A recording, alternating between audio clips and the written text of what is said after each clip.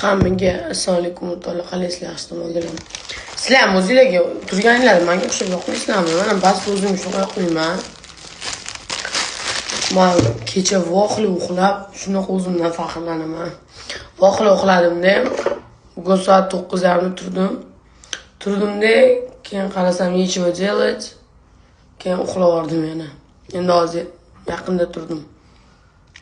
Почти 1 soat uxlagan bo'laman. No, lekin yaxshi rejim to'g'rilanish. Endi o'zimga o'zim zavtrak qilib o'tiraman. Zavtrak bugun ishlarim bor edi. Ko'chaga chiqaman. Har doim bugun zalga nimadir qilib borishim kerak edi, borib biling, ishlarimdan bo'shamayman. Ishlarda bo'shamayman-da, o'shani hisobiga.